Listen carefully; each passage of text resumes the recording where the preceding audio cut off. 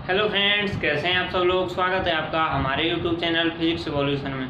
तो दोस्तों, हमारा रोटेशनल मोशन में चल रहा था centre of mass. Centre of mass में हमने बात कर ली थी उसके फॉर्मूले की। तो आज हम बात करने वाले हैं सेंटर ऑफ मास में कुछ वस्तुओं के लिए द्रव्यमान केंद्रों की स्थिति। मैंने जैसा कि आपको बताया था कि भिन्न भिन्न स्थितियों के लिए भिन्न भिन्न द्रव्यमान केंद्र हो सकता है। ये वस्तु के अंदर भी हो सकता है या वस्तु के बाहर भी हो सकता है, और यह भिन्न भिन्न वस्तुओं के लिए भिन्न भिन्न होता है। तो देखें हम कि कुछ वस्तुओं के लिए द्रव्यमान केंद्रों की स्थिति क्या क्या होती है। मान लो आपके पास कोई एक समान खोखला गोला है। अगर आपके पास कोई एक समान खोखला गोला है तो जो उसकी द्रव्यमान केंद्र की स्थिति होगी वह उसके जो खोखला गोला होगा उसके केंद्र पर होगी।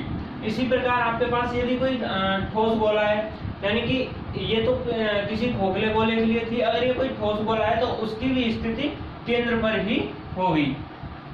वहीं आप लेते हो वृत्ताकार बल है। अगर आपने लिया कोई वृत्ताकार बल है तो उसके लिए भी द्रव्यमान केंद्र की सेंटर ऑफ मास की स्थिति यानी कि जो पोजीशन होगी वो भी केंद्र पर ही होगी। इसी प्रकार वृत्ताकार चक्ति के लिए भी केंद्र पर ही होगी। इसको आप नोट कर लीजिए, क्योंकि कई बार क्या है पूछ लिया जाता है कि वृत्ताकार चक्ति के लिए द्रव्यमान केंद्र की स्थिति निम्न में से होती है। केंद्र पर, केंद्र से इतनी दूरी पर, x दूरी पर, y दूरी पर, या चक्ति के बाहर, चक्ति के अंदर।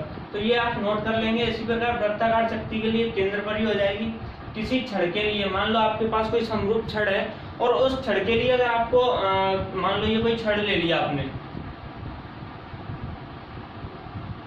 अगर आपसे उसने द्रव्यमान केंद्र की स्थिति पूछी है तो छड़ के केंद्र पर, यानी कि आपका जो छड़ होगी उसके केंद्र पर उसका सेंटर ऑफ मास होगा। इसी प्रकार आपके लिए उसने कोई समतल पटल दे दिया, यानी कि आपको लिए उसने इस प्रकार का कोई समतल पटल दे दिया, वहां पर उसने सेंटर ऑफ मास की स्थिति पूछी है, तो इसके जो विकर्णों का कटान बिंदु होगा यही इसके लिए सेंटर ऑफ मास का काम करेगा। यानी कि किसी समतल पटल के लिए, अगर आपके पास कोई समतल पटल है उसके लिए आपको सेंटर ऑफ मास की जो पोजीशन ज्ञात करनी है, तो उसका जो सेंटर ऑफ मास होता है उसके लिए आपको उसके विकर्णों को खींचना होगा, और जो विकर्णों का उसके जो कटान बिंदु होगा ये वाला, यह कटान बिंदु उसका सेंटर ऑफ मास कहलाएगा।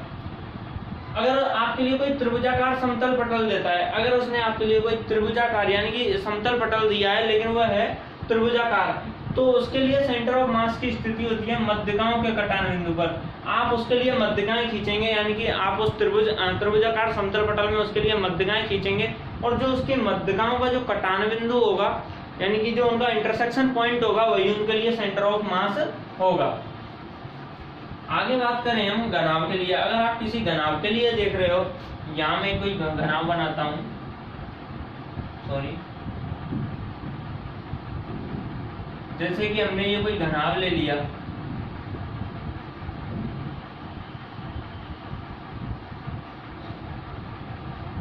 तो इस घनाभ के लिए जो विकर्णों का कटान बिंदु, जिस प्रकार एक समतल पटल के लिए उनके विकर्णों का कटान बिंदु जो उसका सेंटर ऑफ मास हो रहा था यहाँ, इसी प्रकार इसके अगर आप खींचोगे, विकर्ण खींचोगे,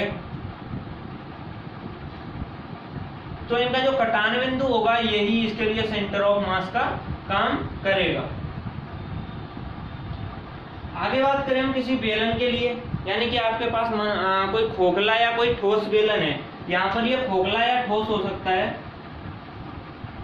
ठोस या खोखला।